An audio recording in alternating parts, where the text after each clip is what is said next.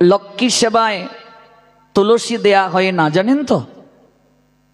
লক্ষ্মী হলেন ঐশ্বর্যের দেবী, তুলসী হলেন মাধুর্যের দেবী। আমরা যে সকল মায়েরা শঙ্খ পড়ছেন, শঙ্খ হলো মাধুর্য আর স্বর্ণ হলো ঐশ্বর্য। শঙ্খকে কখনো স্বর্ণ দ্বারা বাঁধাতে নাই, উচিত নয়।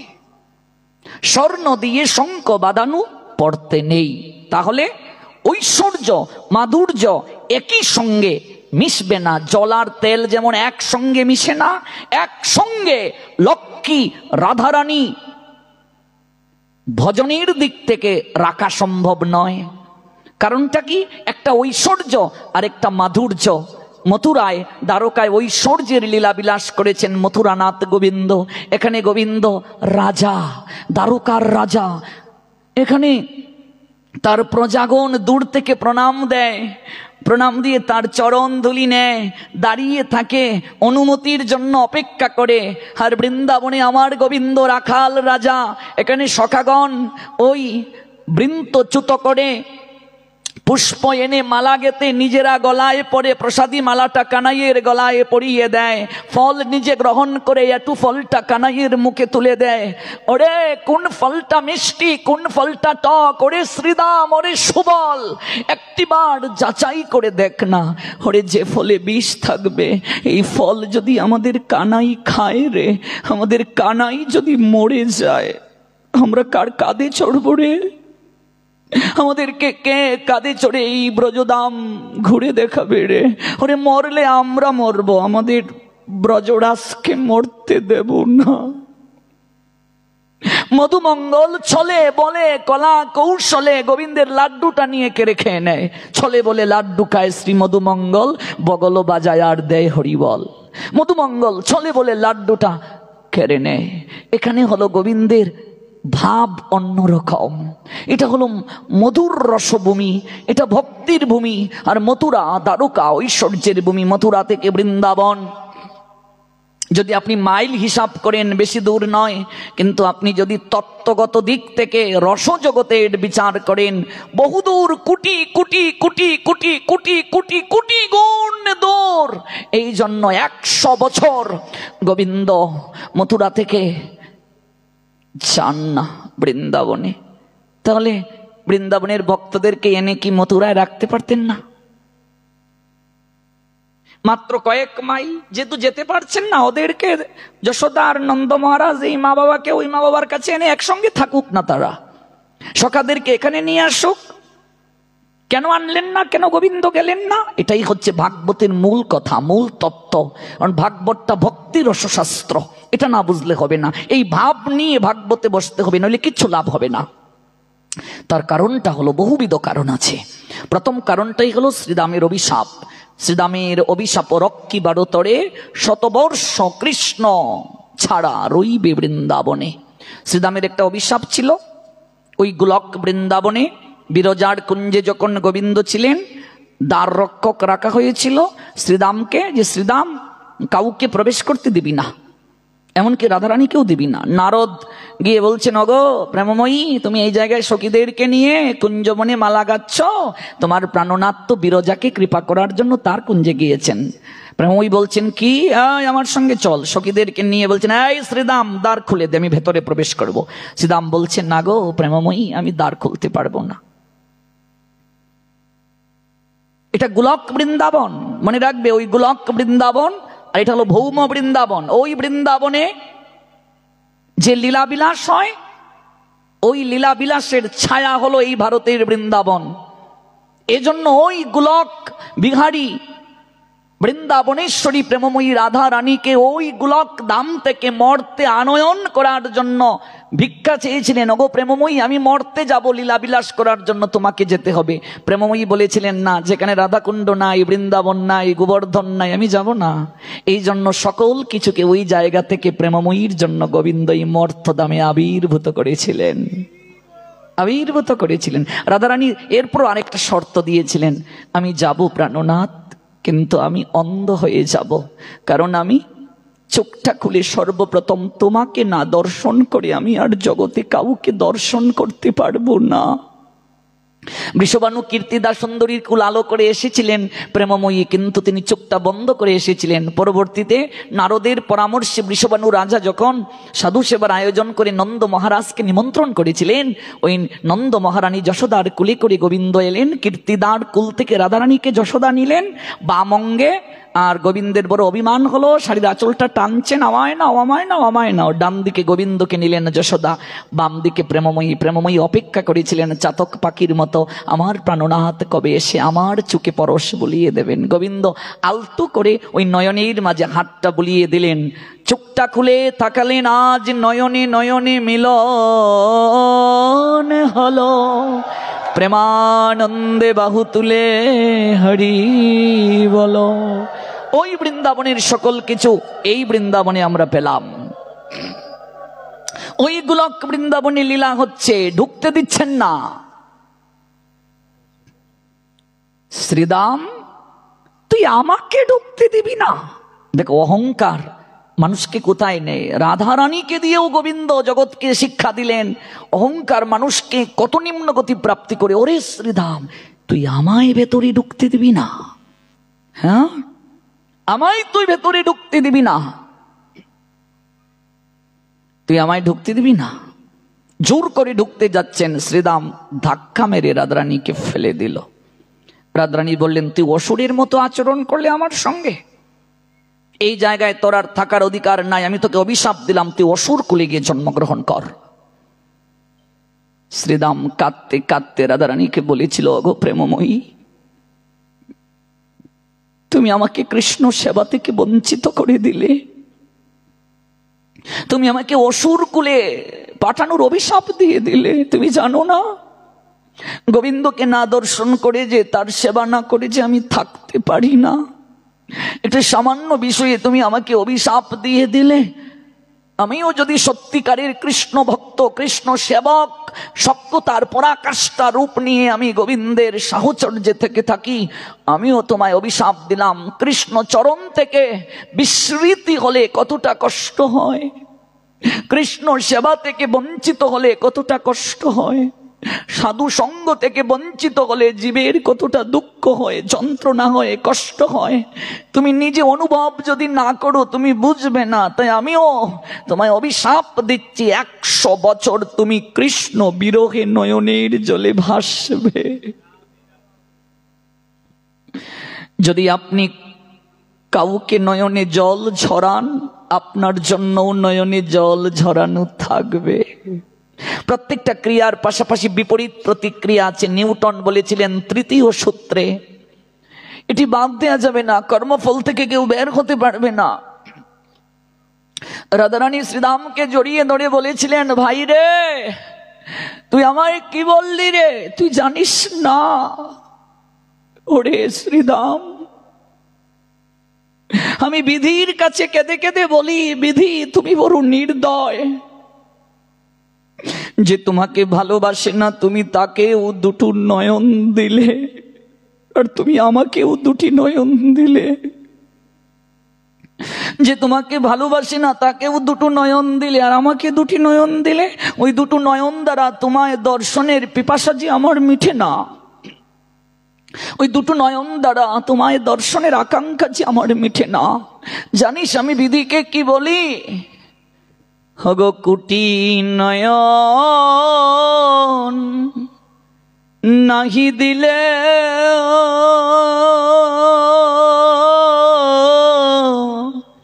সবে সবে দিলে দুই, তাহাতে নিমেষ দিলে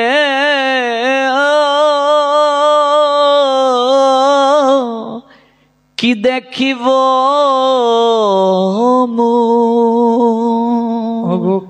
কুঠি নয়ন নাহি দিলে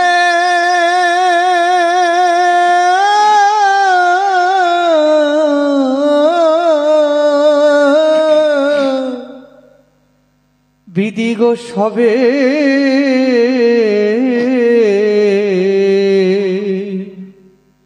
সবে দিলে তুমি আমায় কুটি নয়ন কুটি আঁকি কেন দিলে না? কুটি আঁকি দিলে না, দুটি আঁকি দিলে, দুটি নয়ন দিলে আমায়। যে তোমায় ভালোবাসে না তাকেও দুটি আঁকি দিলে, আমাকেও দুটি আঁকি দিলে।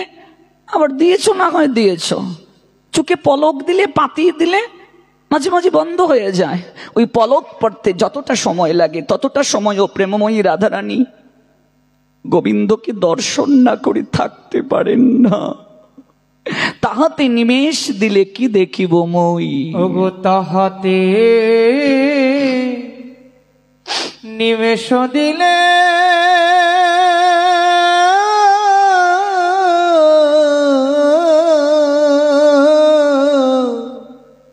কি দেখিব,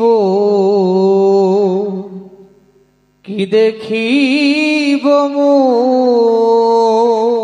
এ তোমার কেমন বিচার তুমি জানো না? আমার দেহের মাঝে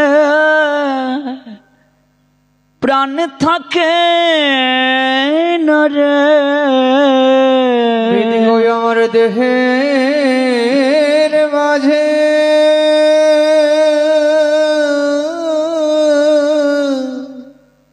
প্রাণ থাকে না রে। পলক পড়তে যতটা সময় লাগে ততটা সময়ও আমি আমার প্রাণনাথকে না দেখে থাকতে পারি না। শ্রীদা, তুই আমায় 100 বছর বিরহীর অভিশাপ দিয়ে দিলে।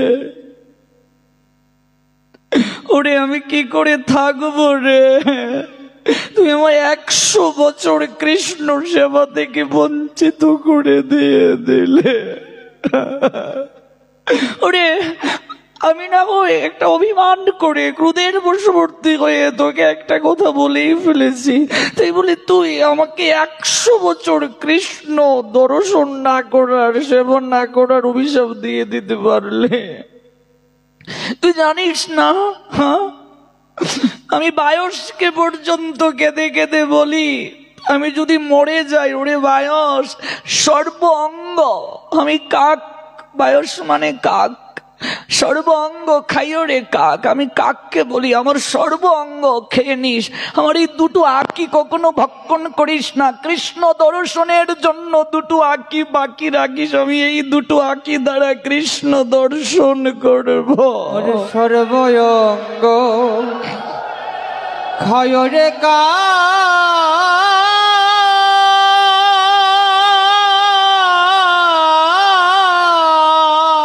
গৌর প্রেমানন্দে না খাইও আখি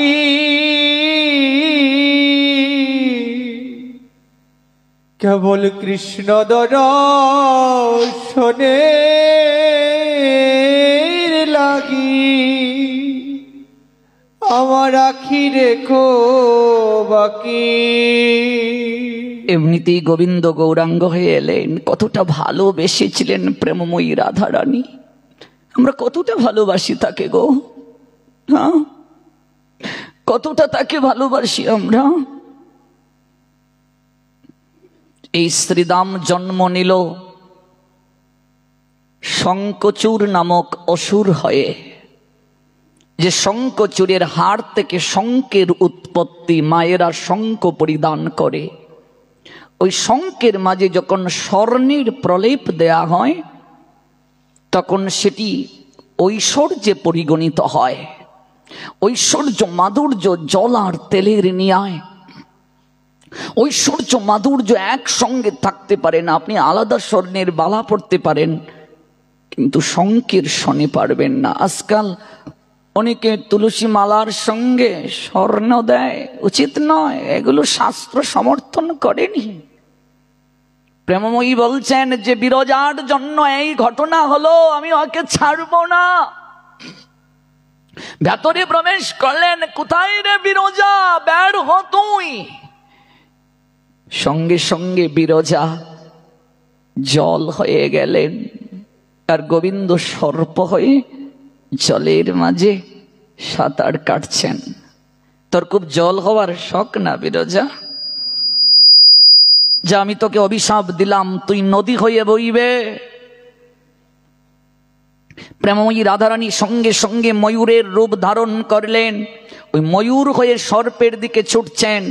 গোবিন্দ এবার স্বরূপে এলেন, সর্প থেকে স্বরূপে এলেন, এসে বললেন, ওগো প্রেমময়ী, তুমি যে ময়ূর রূপ ধারণ করে ময়ূর কুলকে ধন্য করলে, আজ থেকে আমি তোমার পালক আমার মস্তকে ধারণ করব।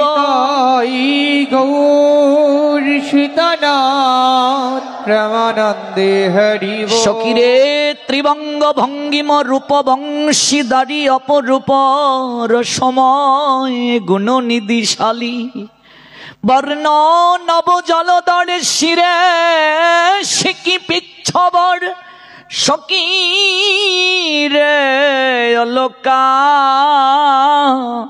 তিলকা শুভে। শিকি মানে ময়ূর, শিরে শিকি পিচ্ছবর, অলকা তিলকা শোভা পায়। সকিরে পরিধানে পিতবাস বদনে মধুর হাস হেন রূপ জগত মাথায়। ইন্দ্রনীল যিনি কৃষ্ণ রূপ খানি সকিরে আমি হেরিয়া কদম্ব মূলে আমার মনয় উচ্চাটন না চলে চরণ আমি সংসারে গেলাম ভুলে। আমি এ রূপী দেখে সবে ভুলিলাম। সখিরে আমি রূপ দেখে আমি সব ভুলিলাম। আমার কুলমান সব হারালাম। সখিরে এ রূপ দেখে আমি সব ভুলিলাম। সখিরে আমার কুলমান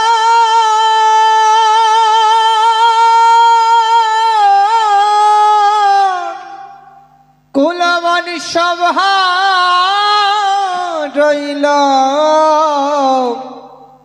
আমি এ রূপ দেখে আমি সব হারাইলাম।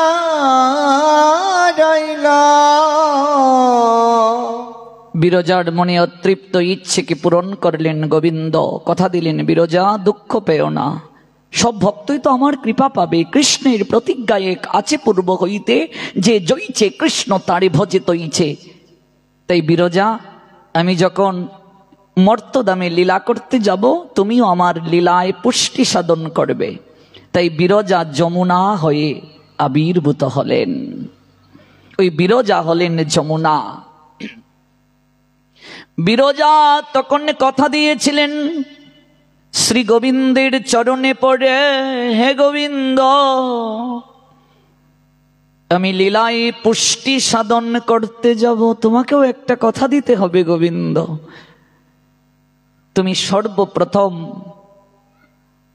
রাধারানীকে নয়, আমাকে চরণ দেবে, আমাকে চরণ দেবে, আমাকে কৃপা করবে। তুমি যত লীলা সম্পাদন করবে তুমি আমার তীরে করবে, তোমাকে কথা দিতে হবে। গোবিন্দ তার ইচ্ছে পূরণ করলেন। এই গোবিন্দ যখন এলেন, যোগমায়ার প্রভাবে প্রহরীরা ঘুমিয়ে গেল। বসুদেব তাকে নিয়ে গেলেন। শ্রীগাল, যোগমায়া শ্রীগাল হয়ে নদী পাড়ি দিয়ে দেখিয়ে দিচ্ছেন নদীতে জল বেশি না। যখন ভগবানকে নিয়ে বসুদেব নামলেন যমুনা, তখন একটু একটু করে জল বাড়াতে শুরু করলো, তরঙ্গায়িত হতে শুরু করলো। এই বক্ষ জল তারপর গলা পর্যন্ত। আর বলছেন, কোথায় যাবে? আমাকে চরণ না দিয়ে আমি তো ছাড়ব না। এই লীলা দেখো, শুরু থেকে না বুঝলে হবে না বাবা, শুরু থেকে না বুঝলে সমস্যা হবে। একটার সঙ্গে আর একটা লিঙ্ক আছে। এবার বসুদেব এমন করে তুললেন, যমুনা আরো ফুলে উঠতে শুরু করলো, তরঙ্গায়িত হতে শুরু করলো। যমুনা বলছে, দাও দাও প্রভু, তোমার চরণ দাও, যে চরণ ব্রহ্মাদি দেবতার দুর্লভ, দাও না তোমার চরণ। একটি বার আমায় কৃপা করে তোমার চরণ দাও না প্রভু। যমুনার মন ইচ্ছা করিতে পূরণ, পিতার কুল হইতে কৃষ্ণ পরিলা তখন। ওই যমুনার মাঝে পড়ে গেলেন। এবার আরো অনেক লীলা আছে। আমি যদি যমুনার বিলাপ আস্বাদন করি, কৃষ্ণ জলের মাঝে পড়ার পর যমুনার সঙ্গে কি বিলাপ হলো, এটা 7 দিনে শেষ হবে না। কেবল যদি এই অংশটা ব্যাখ্যা করে আপনাদেরকে শোনাই। আজকে চলে গেলে আর থাকবে মাত্র 4 দিন, কিছুই বলা হচ্ছে না। এই অল্প দিনে আমার তৃষ্ণা হয় না, আমার পাঠগুলো দীর্ঘ সময় থাকে। কাজেই 9টায় না শুরু করে 8:30টায় যদি শুরু করতে পারি, আমরা আর একটু সময় শুনতে পারবো। ভক্তদের কাছে অনুরোধ করছি, একটু শীঘ্র করুন, তাহলে আমরা আরেকটু সময় শুনতে পারবো। কাঁদছেন বসুদেব, যে পুত্র জন্ম নিয়ে একদিন বাবা বলে ডাকলই না, আজকে নদীর জলে তাকে হারালাম। কি জবাব দেব আমি? দেব কি কে গিয়ে? আমি ব্যর্থ পিতা। যে পিতা পুত্রকে রক্ষা করতে পারে না, পুত্রের জন্য পিতা জীবন দিতে পারে, আমি ব্যর্থ পিতা। আমি আমার পুত্রকে জলে বিসর্জন দিলাম। কাঁদছেন বসুদেব। ও যমুনা, আজ অন্তত আমায় ছেড়ে দাও। আমি সব সইতে পারি যমুনা, আমি ভক্তের নয়নের জল কখনো সইতে পারি না, আর অহংকার কখনো সইতে পারি না। তাকিয়ে দেখো, আমার পিতা ক্রন্দন করছে। ও যমুনা, আমার পিতা বসুদেব আর দেবকী হাজার হাজার বছর আরাধনা করেছিল আমাকে পুত্র রূপে লাভ করার জন্য। আজকে তারই নয়নের জল আমি সইতে পারছি না, আমায় ছেড়ে দাও। যমুনা তখন বলেছিলেন, যাবে, কথা দিয়ে যাও, সকল লীলা তুমি আমার কুলে করবে। যমুনার তীরে সকল লীলা করবে, পুলিন ভোজন আমার কুলে করবে, সকল কিছু আমার কুলে করবে, আর আমি এই জায়গা থেকে ধন্য হব। কথা দাও। ওই দেখো, রাধারানীর আগে কৃপা পেলেন, আমায় ধন্য করবে তুমি, কথা দাও। গোবিন্দ কথা দিলেন, যার কারণে প্রেমময়ীও যখন কৃষ্ণ ভাবে বিভাবিত হয়ে যখন গোবিন্দ কর্তব্য সম্পাদনের জন্য মথুরায় গেলেন, প্রেমময়ীর যখন 10ম দশা শুরু হয়, বিরহ দশা, একেবারে উচ্চ দশা যখন শুরু হয়, তখন প্রেমময়ীও বলেছিলেন ললিতাকে জড়িয়ে ধরে। এই পথটা যখন আমরা আস্বাদন করব, তখন ওই যমুনার মৃত্তিকা এবং যমুনার কত মূল্যায়ন প্রেমময়ীও বলছেন। ও সখীরে,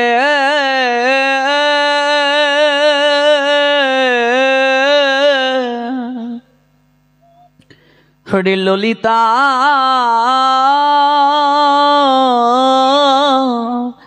আমার মরম সখী। অষ্টসখীর মাঝে ললিতা শ্রেষ্ঠা, মনে রাখবে। ললিতা, বিশাখা, চিত্রা, চম্পকলতা, তুঙ্গবিদ্যা, ইন্দুলেখা, রঙ্গদেবী, সুদেবী। আপন 2 বোন হলো রঙ্গদেবী, সুদেবী। কেমন? আপন 2 বোন, তারা যমজ। আর ললিতা হলেন শ্রেষ্ঠা। ওই ললিতা বিশাখা কলিযুগে কোন রূপে জন্ম নিলেন? একজন স্বরূপ দামোদর, একজন রায় রামানন্দ। ললিতা বিশাখা, স্বরূপ দামোদর, রায় রামানন্দ। সবাই সব সেবার অধিকার পায় না। ললিতা কি করেন? আরতি করেন। আমাদের ভক্তিবিনোদ ঠাকুর বললেন, ললিতা সুন্দরী করে যুগল আরতি। আরতিটা কে করছেন? ললিতা। আপনি যখন আরতি করবেন, আপনাকেও সেই ভাব থাকতে হবে। আরতি আজকাল যা হয়, ব্যঙ্গের মতো কেবল লাফানো আরতি। আরতি যদি কেবল ব্যঙ্গের মতো লাফানো হতো, কেবল নাচ হতো, তাহলে তো আর এই জগৎ সংসারে কৃপা প্রাপ্তির জন্য আমাদের পূর্বতন আচার্যগণ এত কঠিন পরিশ্রম করতেন না, সাধনা করতেন না। মারে, মনে রাখবে, সবসময় মাথায় কাপড় দিতে না পারো, কিন্তু যখন আরতি করবে মস্তকে কাপড় দ্বারা ঢাকতে হবে। ভোগ নিবেদন করবে, মস্তকে কাপড় দিতে হবে। গুরু বৈষ্ণবকে, ভগবানকে প্রণাম দেবে, মাথায় কাপড় দিতে হবে। ভাগবতে বসবে, মস্তক ঢেকে বসতে হবে। আজকাল আমাদের সমাজে গুরু গোসাইকে প্রণাম দেওয়ার আগে মায়েরা চুলের গিট ছেড়ে দেয়। এগুলো ভুল সিদ্ধান্ত, এগুলো সবচেয়ে ভুল সিদ্ধান্ত। চুলের গিট ছেড়ে তারা প্রণাম দেয়। সহজিয়া খুশাই যারা পাদর পায়ে নাক লাগা এগুলো বলে, আর চুলের গিট ছেড়ে প্রণাম দেয়। কিন্তু না, সাধু মাঙ্গলিক কার্য করতে গেলে শিখা বন্ধন করে করবে, আর মায়েরা মাঙ্গলিক কার্য করতে গিয়ে চুল বন্ধন করে কার্য করবে। মনে রাখবে, আমি একটা বিশেষ কথা বলে যাচ্ছি, দুই জায়গায় কখনো টান দেবে না, অপমান করবে না। এক হলো মায়েদের চুল ধরে কখনো টানবে না, আর সাধুর শিখা ধরে কখনো টানবে না, তাহলে শক্তিহীন হয়ে যাবে। সংসার জীবনে ঝগড়া হতেই পারে, স্বামী স্ত্রীর মাঝে অভিমান হতেই পারে, একটু পরে আবার মিলবে, কিন্তু কখনো ঝগড়া করে অভিমান করে স্ত্রী মানে কেবল শয্যা সঙ্গিনী নয়, স্ত্রী মানে অর্ধাঙ্গিনী, অর্ধেক অঙ্গের অধিকারিণী। স্ত্রী মানে পত্নী, পতিত অবস্থা থেকে উদ্ধার করার শক্তি। স্ত্রী মানে সহধর্মিনী, স্বধর্মে প্রতিষ্ঠাকারিণী। তার চুলের মুঠি ধরে কখনো টানবে না ঝগড়া করে, তাহলে তোমার সকল আয়ু নষ্ট হয়ে যাবে, বুদ্ধি নষ্ট হয়ে যাবে, জ্ঞান বৈরাগ্য নষ্ট হয়ে যাবে, লক্ষ্মী হারা হবে। লক্ষ্মী হারা কপাল পুরা কেউ না ভালোবাসে, আমার এমনও বান্ধব নাই গো ডাক দিয়া জিজ্ঞাসে।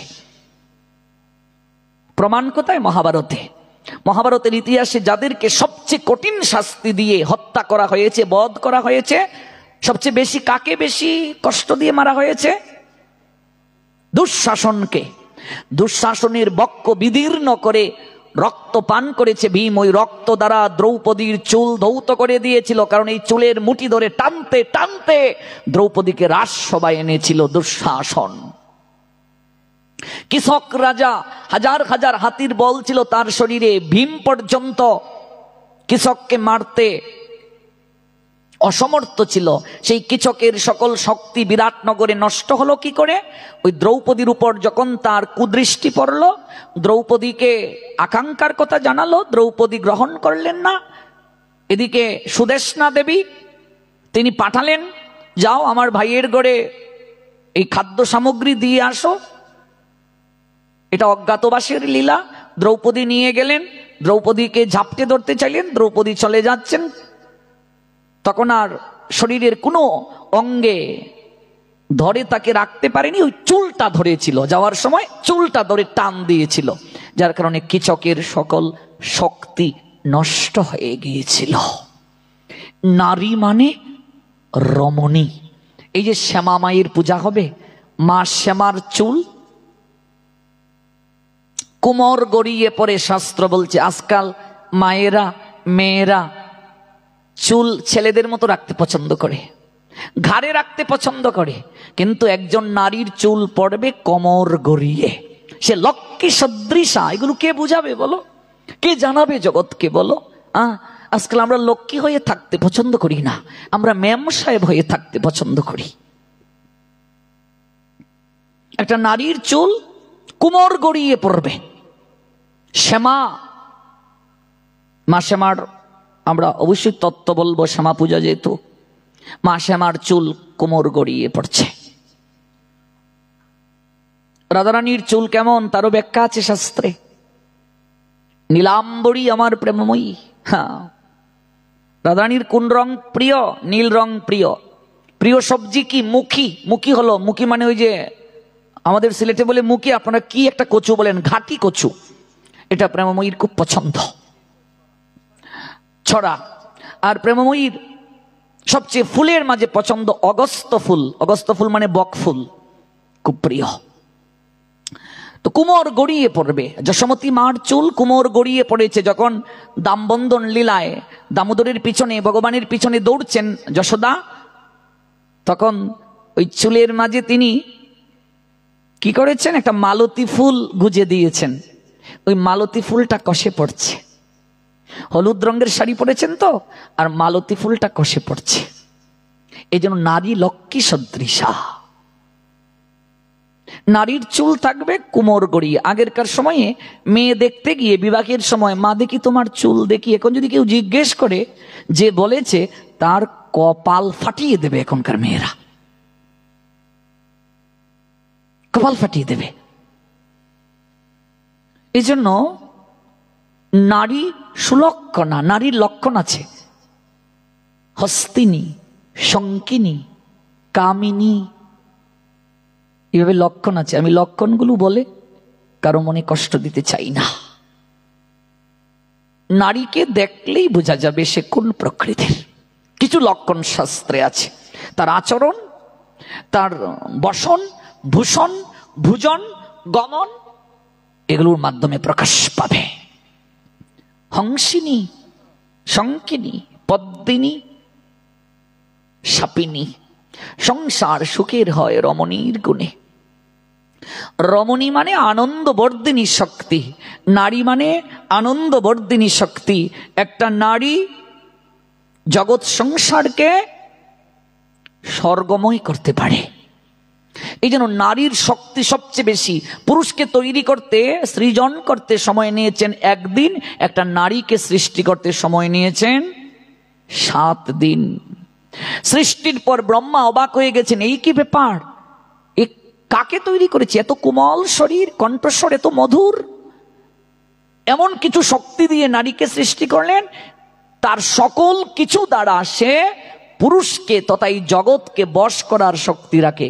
এই জন্য যুগে যুগে যত অসুরকে বশ করা হয়েছে, ভগবান নারী রূপে আবির্ভূত হয়েছিলেন। এই যে মুরা নামক অসুরকে বধ করে একাদশীর আবির্ভাব হলো, সেখানেও ভগবান নারী রূপে এলেন। মহিষাসুরকে বধ করলেন, সকল দেবতাদের সম্মিলিত যে পুঞ্জীভূত শক্তি, সেই নারী দুর্গতি নাশিনী দুর্গা। প্রত্যেক যুগে যুগে আমরা দেখেছি, সমুদ্র মন্থনের সময়ও অসুরদেরকে বশীভূত করেছিলেন ভগবান মোহিনী রূপ ধারণ করে। প্রত্যেকটা ক্ষেত্রে নারীকে প্রাধান্য দেয়া হয়েছে। ওই নারী এই জন্য কামিনী। কামিনী মানে বুঝো মা, মিন মানে মাছ, মাছ বুঝো, মাছ দেখবে এরকম ঠুটটা তুলে জলের মাঝে খাবি খায়, খাবি। কামিনী এমন করে পুরুষের সকল শক্তিকে চুষে নেয়। এই জন্য কবি নজরুল বলেছেন, কাজী নজরুল বিধর্মী ও হিন্দু, কিন্তু এরপরও তার দর্শন দেখুন, তার অনুভব দেখুন, তিনি যে ভজনগুলো জগতে দিয়ে গেছেন, অমূল্য এগুলো। কি চমৎকার করে তিনি বললেন, এটা আপনি কল্পনাও করতে পারবেন না। এই বিশ্বে যত ফুটি আছে ফুল, ফলি আছে যত ফল, নারী দিল তাহে রূপ, রস, মধু, গন্ধ সুনির্মল। এই বিশ্বে যত ফুল ফুটেছে, ফল ধরেছে, নারী দিল তাতে রূপ, রস, মধু, গন্ধ সুনির্মল। জ্ঞানের লক্ষ্মী, গানের লক্ষ্মী, শস্য লক্ষ্মী নারী, সুষমা লক্ষ্মী নারী, ফিরেছে রূপে রসে সঞ্চারী। পুরুষ এনেছে এই জগৎ সংসারে মরু তৃষা, আর নারী মধু দিয়েছে। কবি কাজী নজরুলের ভাষা কি, সেই নারী দিবসে দিয়েছে শক্তি, সাহস, নিশীতে হইয়া আছে বধূ। দিবসে শক্তি দিয়েছে, আর নিশীতে বধূ হয়েছে। পুরুষ এসেছে দিবসের জ্বালা, পুরুষ এনেছে জগতে দিবসের জ্বালা, তপ্ত রৌদ্র দাহ। কামিনী এনেছে যামিনী শান্তি, সমীরণ বাড়ি বাহ। একটা পুরুষ সারাদিন কষ্ট করে, অফিসে কাজ করে, ব্যবসা বাণিজ্য করে, কিন্তু রাত্রিবেলা এসে স্ত্রীর মুখটা দেখে সে সকল দুঃখ ভুলে যায়, তাকে একটু জড়িয়ে ধরে সকল দুঃখ ভুলে যায়। কবি কাজী নজরুল বললেন, কামিনী এনেছে যামিনী শান্তি। যামিনী মানে রাত, একটা নারী রাতের শান্তি দিয়েছে। কামিনী এনেছে যামিনী শান্তি, সমীরণ বাড়ি বাহ। সমীরণ মানে বাতাস, সুশীতল বাতাস দিয়েছে। কামিনী এনেছে যামিনী শান্তি, সমীরণ বাড়ি বাহ।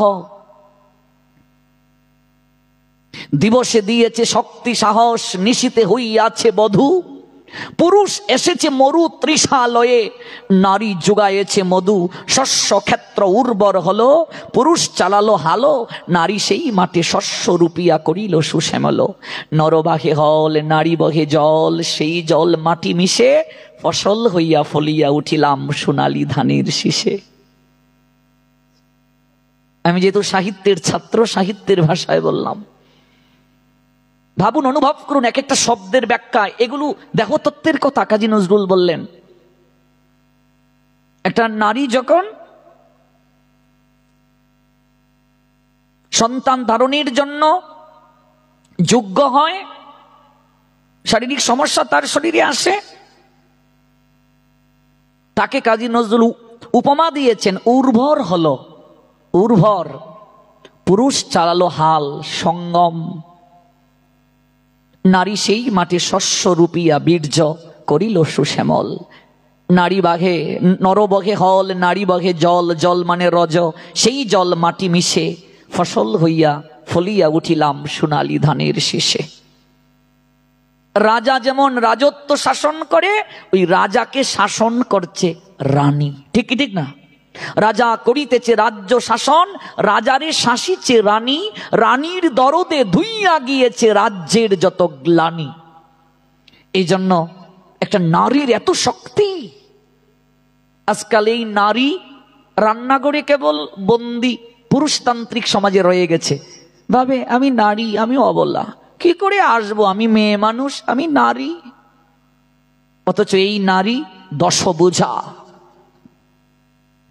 দশভুজ, ভুজ মানে হাত, 10টা দিক দিয়ে সে সংসার পরিচালনা করে। দুর্গতি নাশিনী এই নারী। এই নারী রূপে গুণে লক্ষ্মী সরস্বতী, অধিকার আদায়ে উগ্র চণ্ডী এই নারী। এই নারী মানে শক্তি, ওই শক্তির অধীন জগৎ সংসার। এই জন্য মা শ্যামার পায়ের নিচে মহাদেব ভোলানাথ। এখানে স্ত্রীর পায়ের নিচে স্বামী নয়, ভুল বুঝবেন না, এটা চিন্তা করার সঙ্গে সঙ্গে আপনি নরকে যাবেন। এখানে শ্যামা মানে সকল শক্তির আধার মা কালী।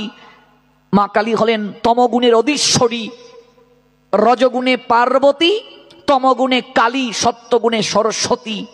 ওই শক্তিময়ী আদ্য শক্তি মহাকালী, কালের যিনি অধীশ্বরী, তার এই গলের মাঝে মুন্ডু মালা। এই মুন্ডু কার মুন্ডু? তার সন্তানেরই মুন্ডু। এগুলো আমি ব্যাখ্যা করব যেদিন পুজো সেই দিন।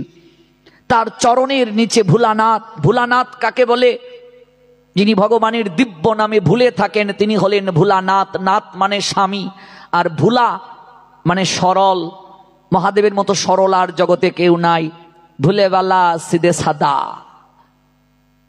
বৈষ্ণব হতে গেলে প্রথম যোগ্যতা হলো সরলতা। সরলতা যার নাই সে বৈষ্ণব নয়। ভিতরে যদি কুটিলতা থাকে, বাইরে আমি সাধুর বেশ ধারণ করলাম, এই ধরো না, ছুঁয়ো না, খাবো না, পাশে বসো না, হ্যাঁ, এরকম যদি ভাব থাকে, হ্যাঁ, বেশধারী সাধু, অন্তরের দিক থেকে সে সাধু হতে পারে নাই। আজকাল অধিকাংশ জায়গাতেই অধিকাংশ সাধুদের মাঝে এরকম, এই আমার পাশে বসো না, ছুঁয়ো না, এই না সেই না। কেন এগুলো কেন? হ্যাঁ, কোন জায়গায় প্রসাদ পেতে গেলে দেখবে প্রসাদ বুঝি যারা, ওরা একদিকে বসো। কেন প্রসাদ বুঝিরা একদিকে কেন বসবে? আমি সারি ব্যক্তির ঘর থেকে চালের বস্তা আনতে পারতেছো, ডালের বস্তা আনতে পারতেছো, 500 টাকা দিলে ওই টাকাটা সুদের টাকা কিনা, এই টাকাটা অবৈধ অবস্থায় রোজগার কিনা, তা তো জোগাড় না করে পাঞ্জাবির পকেটে ঢুকাচ্ছ। আর প্রসাদ পাওয়ার সময় আমি সারিরা একদিকে, প্রসাদীরা একদিকে। এটা কোথায় লেখা আছে শাস্ত্রে? আমার পাশে বসে একজন আমিষারী ব্যক্তি বসে প্রসাদ পেলে আমার ভক্তি নষ্ট হয়ে যাবে? আমার ভক্তি কি এত ঠুনকু, কচু পাতার জল? আমার ভক্তি নষ্ট হয়ে যাবে? এটা উচিত নয়। এটা উচিত বলে গণ্য নয়। এগুলো আমরা বানিয়েছি, এগুলো শাস্ত্র বানায়নি, আমরা বানিয়েছি।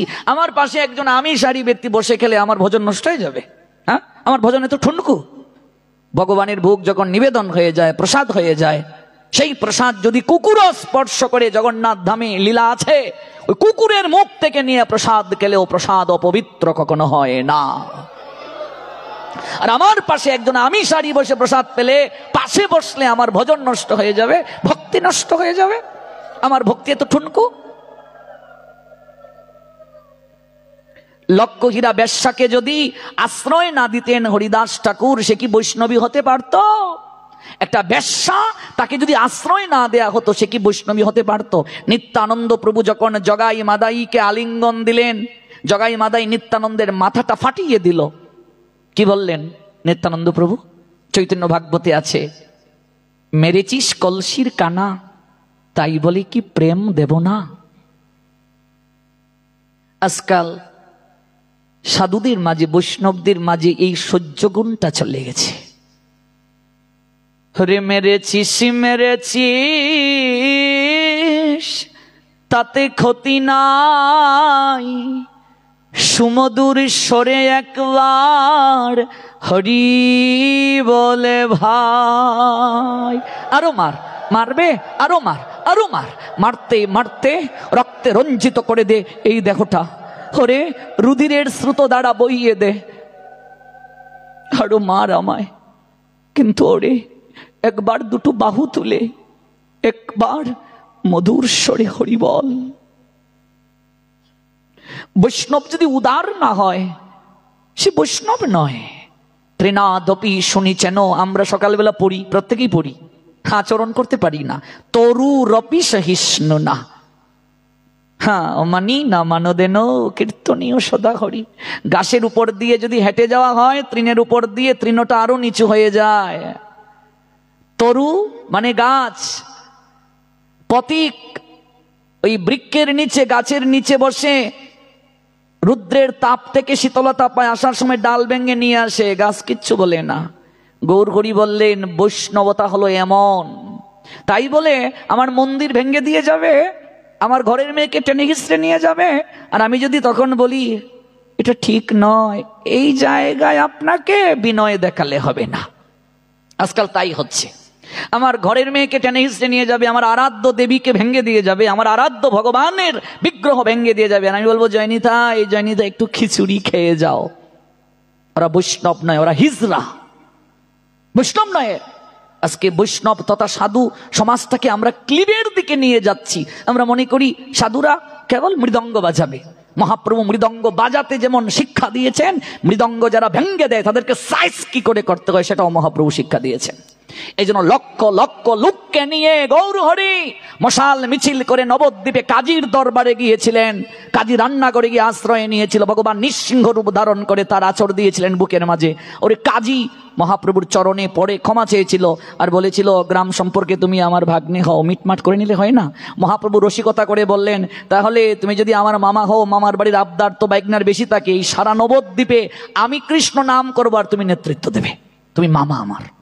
কাজীকে ভক্ত বানিয়ে দিলেন। আজও দেখবেন আমাদের যে চৈতন্য মঠ রয়েছে, ওই চৈতন্য মঠের অধীনে কাজীর সমাধি পরিচালনা করা হয়। দেখবে কাজীর সমাধির মাঝে যারা যাবে ধামে দেখবে সেখানে গোলক চাপা একটা বৃক্ষ লাগানো আছে। মহাপ্রভু নিজের হাতে ওই কাজীর সমাধিতে, ভিন্ন ধর্মের একজন তার সমাধিতে মহাপ্রভু নিজের হাতে গোলক চাপা বৃক্ষটা লাগিয়ে দিয়েছিলেন। আর ওই বৃক্ষে ফুল ফুটবে। গৌর হরি বললেন আমার প্রচারে যারা সহায়তা করবে, কৃষ্ণ গুণগান যারা গাইবে, জগৎকে গাওয়াতে সহায়তা করবে, এমনকি এই যে আয়োজনকারী শ্মশান কমিটি আমাদেরকে হরিনাম হরিকথা শ্রবণ করানোর জন্য তারা চেষ্টা করছে। এই যে সভাপতি সম্পাদক কালকে গেল, এমনকি দীপক, সবাই এই যে না খেয়ে নিজের কর্মকে রেখে সহায়তা করছে। এমনকি আপনারা যারা একটা প্রোগ্রাম করতে গেলে তো আর অর্থ ছাড়া হয় না, হ্যাঁ, আপনারা যারা সামর্থ্য অনুযায়ী সহায়তা করবেন তাদেরকে ভিক্ষা করেই প্রোগ্রাম করতে হয়, যজ্ঞ করতে হয়। এটা মহাপ্রভুর শিক্ষা, ভিক্ষা করে করতে হয়। তখন এই যজ্ঞটা সার্বজনীন হয়ে যায়। যখন আপনি ওই যজ্ঞে অংশগ্রহণের জন্য আপনি আপনার সামর্থ্য অনুযায়ী সহায়তা করবেন, মহাপ্রভু বললেন তারাও এমন করে অন্তিমকালে আমার কৃপা প্রাপ্ত হবে। নিজের হাতে গোলক চাপা বৃক্ষটা লাগিয়ে দিলেন। ওই বৃক্ষ থেকে ফুল ধরে ঝরে পড়ে সমাধির উপরে। ত্রিনাদপি কোন জায়গায়? রাবণের ক্ষেত্রে ত্রিনাদপি নয়। রাবণের জায়গায় যদি গিয়ে ভগবান রামচন্দ্র বলছেন প্লিজ রাবণ সীতাকে ছেড়ে দাও, এটা উচিত করোনি রাবণ, তুমি এটা উচিত করোনি, প্লিজ প্লিজ প্লিজ প্লিজ ছেড়ে দাও, হতো? এই জায়গায় ডান্ডা দরকার, ডান্ডা। অসুরের জায়গায় বিনয় নয়। আজকে হিন্দুদের দুর্গতির পিছনে হলো ওরা ডান্ডা দিতে জানে না। 33 কোটি দেবতার হাতে অস্ত্র আছে, আর হিন্দুরা ইঁদুরের মতো শুধু পালায়, গর্তে ঢুকে। তার কারণ কি? তার কারণ হলো ওরা দেবতার পূজা করে, শক্তির পূজা করে, ওরা শক্তির মহিমা জানে না। সনাতনী হিন্দুরা কাউকে কখনো আঘাত করে না, সনাতনী হিন্দুরা কাউকে আক্রমণ করে না, কিন্তু আত্মরক্ষার জন্য সনাতনী হিন্দুদেরকে দেবতাগণ বলছেন অস্ত্র ধারণ করো। আত্মরক্ষার জন্য, আত্মরক্ষা ধর্ম। রাস্তার পাশ দিয়ে একটা সর্পের খুব অত্যাচার, যে প্রতীকী যায় দংশন করে।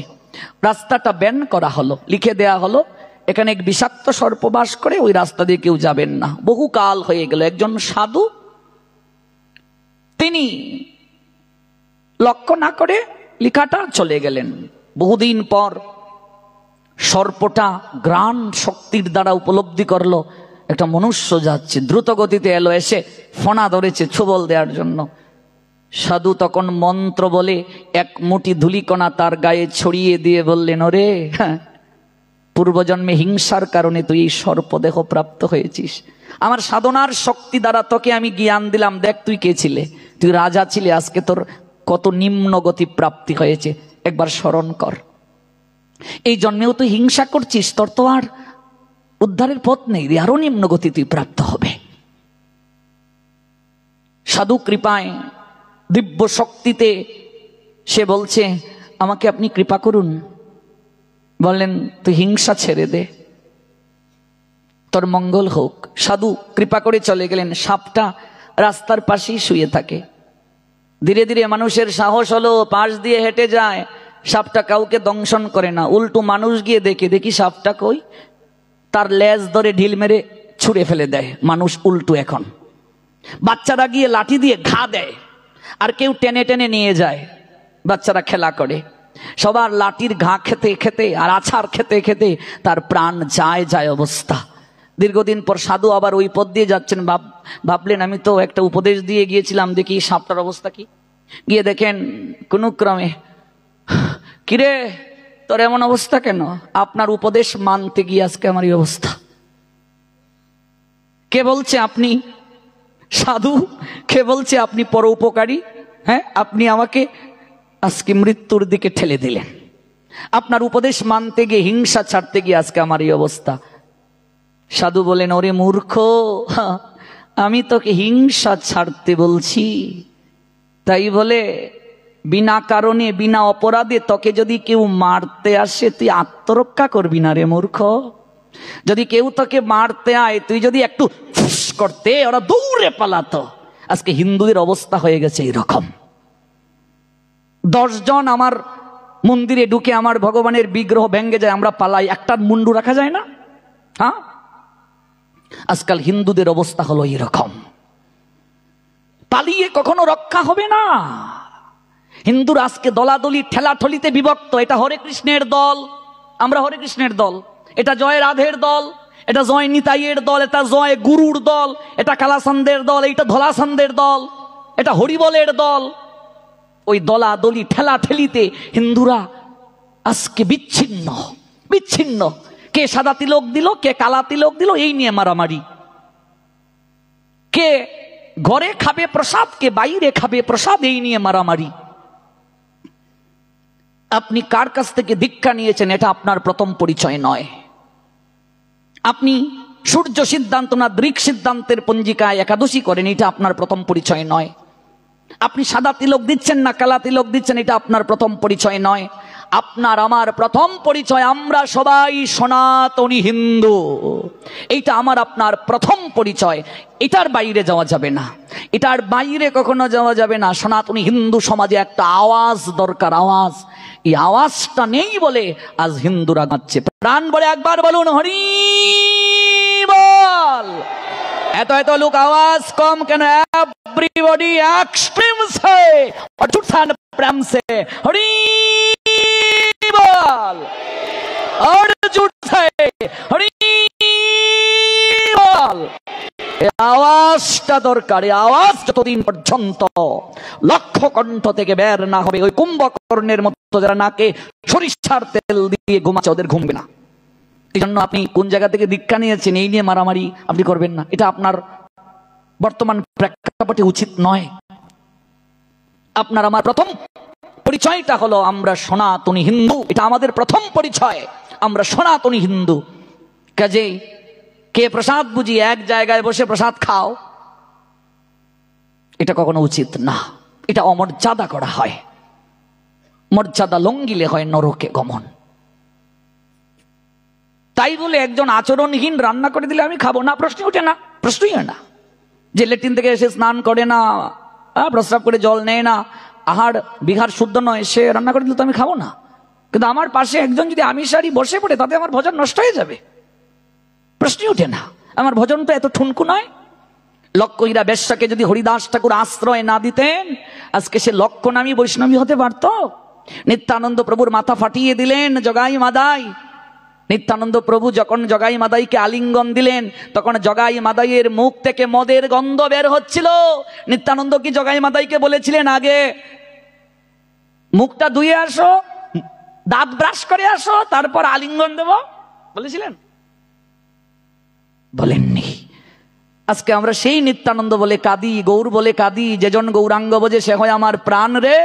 আমরা নগর কীর্তনে গাই আর এক সাধু আরেক সাধুর পিণ্ডি চটকাই, তার মানে আমরা মানছি না। হ্যাঁ, এত সহজ নয় সাধু হওয়া। হগ বৈষ্ণব ইব বলে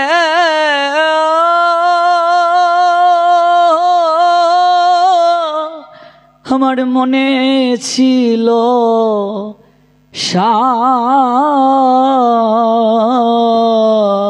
ভগ বৈষ্ণব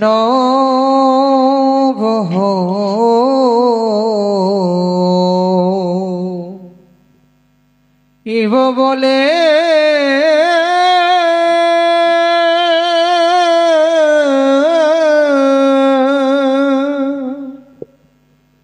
বৈষ্ণব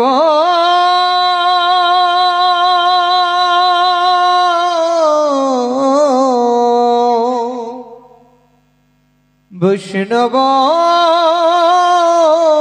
ঠাকুর বৈষ্ণব ইব বলে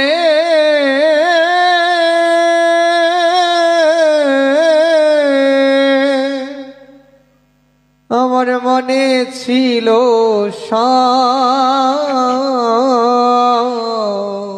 অগত্রিনাদপি শুলোকেতে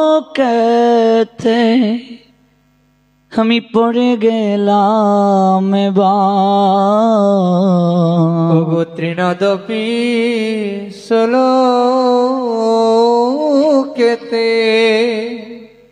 আমি পড়ে গেলাম। সরলতা বৈষ্ণবের ভূষণ, এই জন্য ভোলানাথ সরল, ভুলেওয়ালা সরল। কেমন সরল? বর্ষাসুর তার আরাধনা করেছে, খুশি হয়ে মহাদেব বললেন কি বর চাও? বর্ষাসুর বললেন আমাকে এমন বর দাও প্রভু, আমি যার মাথায় হাত রাখবো সে যেন ভস্ম হয়ে যায়। আচ্ছা, একটু বিচার করলেন না এই বর দিলে কি ক্ষতি হতে পারে? বললেন তথাস্তু। এবার বর্ষাসুর বলছে একটু তোমার মাথায় হাত দিয়ে দেখি বর কার্যকরী হচ্ছে কিনা। মহাদেব দৌড়তে শুরু করলেন, বলছে বেজাল আছে, নতুবা তুমি দৌড়তেছো কেন? তোমার মাথায় আমি হাত দেব। ভগবান শ্রীহরি বলছেন আচ্ছা দেখো তো, এত সরল হলে হয়? হ্যাঁ, কি বিপদে পড়লো। ভগবান মোহিনী রূপ ধারণ করে এসে বলছেন ও বর্ষাসুর কই যাচ্ছ? বলছে মোহিনী। মোহিনী মানে অপ্সরা, আমার দিকে তাকিও না, আজকে আমাকে থামাবার চেষ্টা করিও না, মোহিত করার চেষ্টা করিও না, তোমার রূপ যৌবনে আমি আজ ভুলবো না। বলছে আরে একটু শুনে যাও না, এই শ্মশানচারী ভস্য গায়ে যে মাকে তার পিছনে দৌড়ছো তুমি, আমার কথা একটু শুনো না। কেন দৌড়ছো? ওর কথার কি ঠিক আছে? হ্যাঁ, কেন দৌড়ছো? বলছে এই তো বর দিয়েছে যার মাথায় হাত রাখবো সে ভস্য হবে, একটু কার্যকরী হচ্ছে কিনা বরটা একটু চেক করার জন্য আমি দৌড়ছি। বলছে ওরে বোকা, এটা চেক করতে গেলে মহাদেবের পিছনে দৌড়াতে হয়, তুমি তো তোমার মাথাতে হাত রেখেই দেখতে পারো বর ঠিক আছে কিনা। মায়া দেখো মানুষকে কই নিয়ে যায়, হারিয়ে ফেলেছে এই জ্ঞান। নিজের মাথায় রাখলে তো নিজেই ভস্য হবে। একটা নারীর কি শক্তি দেখো, যে প্রসঙ্গে শ্রবণ করছি কথা। একটা নারীর মাঝে ভগবান 7 দিন সময় নিয়েছেন তাকে সৃষ্টি করতে, কি শক্তি দিয়েছে ভগবান। ভুলে যায় যে মা 10 মাস 10 দিন পেটে রাখলো, তার কথা ভুলে যায়, পালিয়ে চলে যায়। চলো আমি সারা জীবন খাবো নিয়ে, তুমি বলার কে? আমার একটা পছন্দ আছে না, আমি এখানেই বিয়ে করব। 10 মাস 10 দিন গর্ভে রাখলো, স্তন দুগ্ধ পান করালো, ভুলে গেছে। ভুলে যায়, ভুলে যায় বাবার মমতা বাৎসল্য, ভুলে যায়। এই হলো মায়া, এই হলো রমণী, আনন্দবর্ধিনী। ঠিকই তো, আমি তো ভাবিনি এটা। আমি অযথা তার পিছনে দৌড়ে সময় নষ্ট করছি। মোহিনী, তুমি ঠিক বলেছ। যখন নিজের মাথায় হাত রাখলো, বলো হরি হরি ফল। এমন সরল হলেন আমার মহাদেব। এই সরল না হলে বৈষ্ণব হওয়া যায় না। এজন্য তিনি ভোলানাথ আসনের জন্য বেছে নিলেন এই শ্মশান।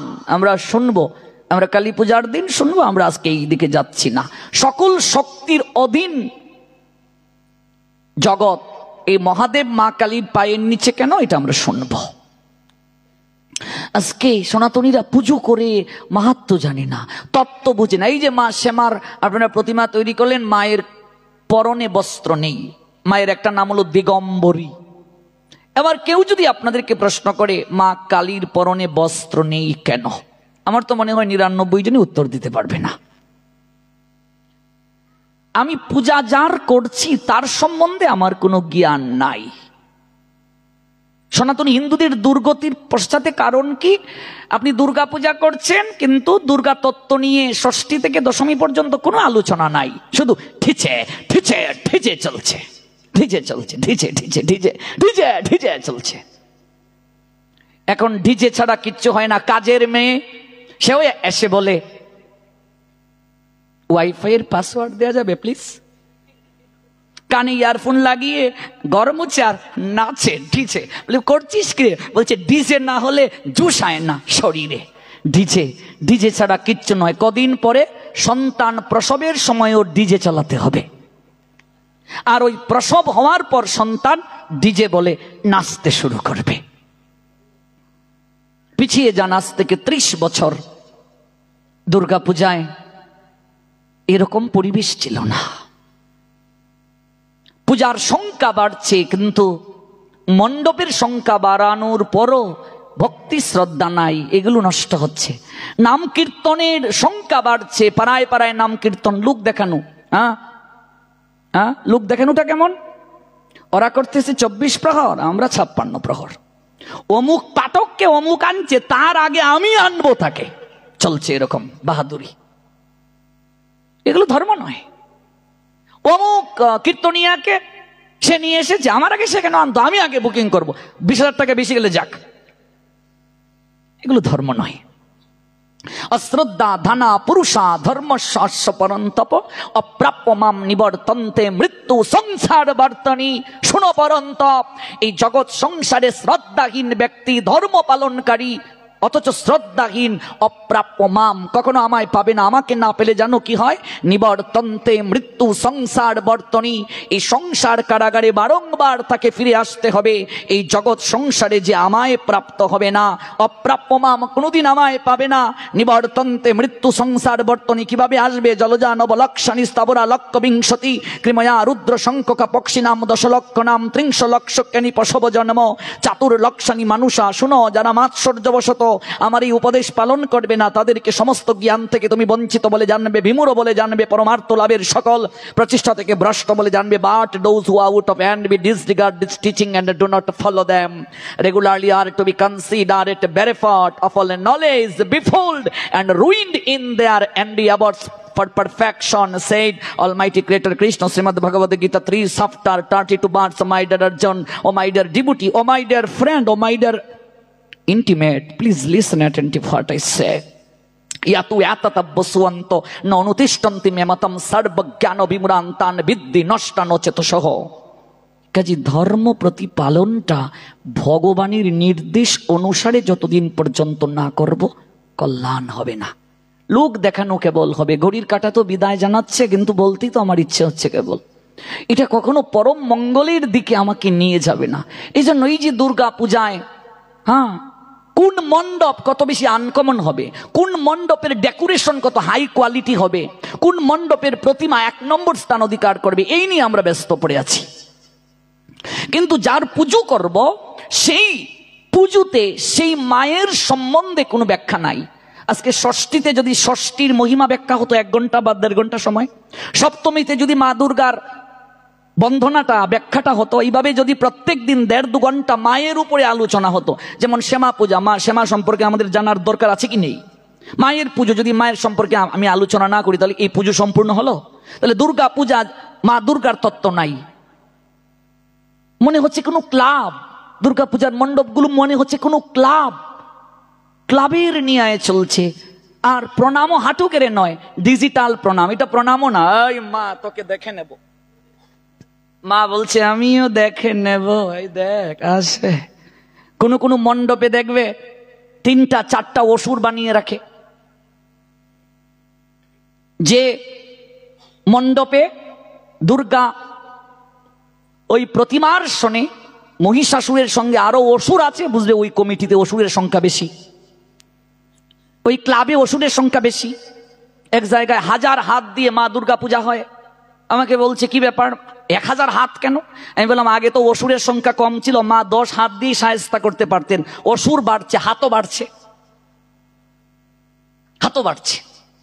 আর কি, স্বরাষ্ট্র প্রতিমন্ত্রী বলে ফেললেন, উপদেষ্টা বলে ফেললেন, হিন্দুদের পূজা মণ্ডপগুলোতে মদের আসর বসানো যাবে না। ওই মূর্খ জানেনও না যে আমাদের সনাতন শাস্ত্রে কখনো মদ গাঁজা দিয়ে কোনো পুজো পার্বণ করার বিধান নাই। তাহলে উনি বললেন কেন? আমাদের এই সমাজের কিছু কুলাঙ্গারদের কার্যক্রমের জন্য, হিন্দু নামের কুলাঙ্গারদের কার্যক্রমের জন্য ওরা তৃতীয় পক্ষ নাক গলাবার সাহস পায় আমাদের অনুষ্ঠানগুলোতে। আর আমরা কেবল জীবস করছি আমরা।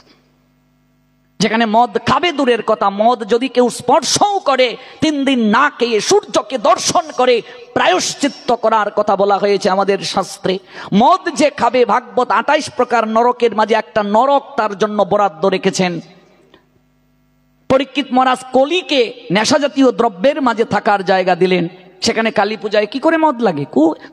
এগুলো কেমন কথা?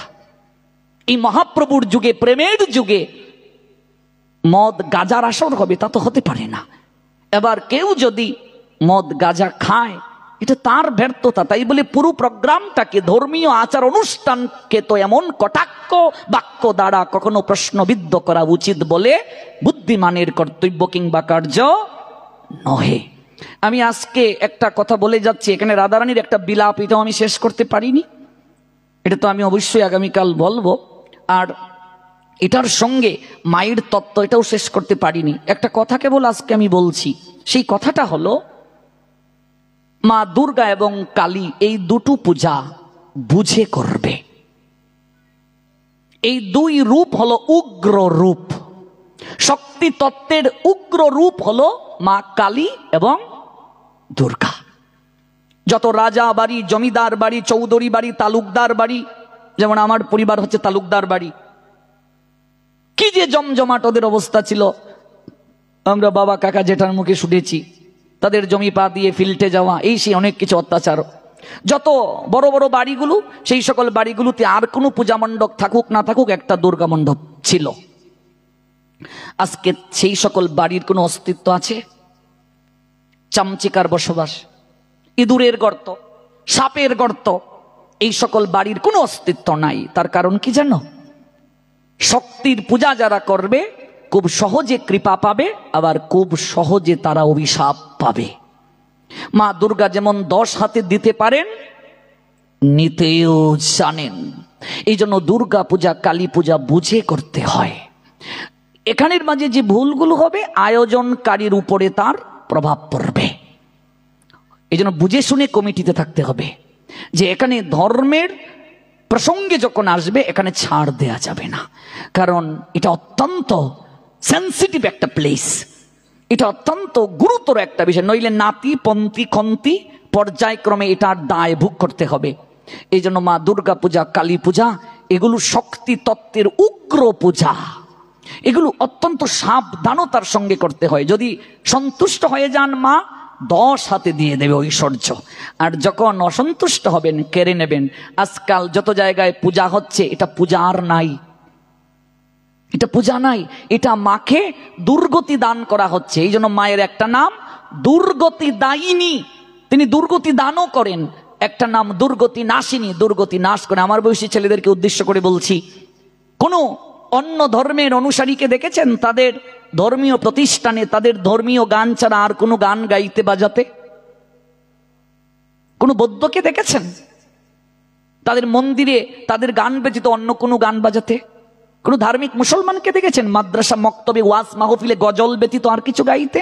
কোনো খ্রিস্টানকে দেখেছেন গির্জায় অন্য কোনো কিছু গাইতে? অথচ যে সনাতন ধর্ম থেকে পৃথিবীর সকল মত পথের সৃষ্টি, যেখানে গোবিন্দ বলেন I am the source of all spiritual and material worlds, everything emanates from me, the intelligent person perfectly know the engage in my devotional service and worship me with all their heart. Also said, all power supreme being Krishna said, Okankara of hell, there is not truth superior to me, everything reacts upon me. As Palat strung on Ted said, Almighty Creator Krishna Srimad Bhagavad Gita 7 chapter 7 verse, and Vibhuti Yug 10 chapter 8 verse, তার থেকে সবকিছু সৃষ্টি। সেই সনাতন ধর্মের অনুসারীরা তাদের দুর্গা মণ্ডপগুলোতে গান বাজায়,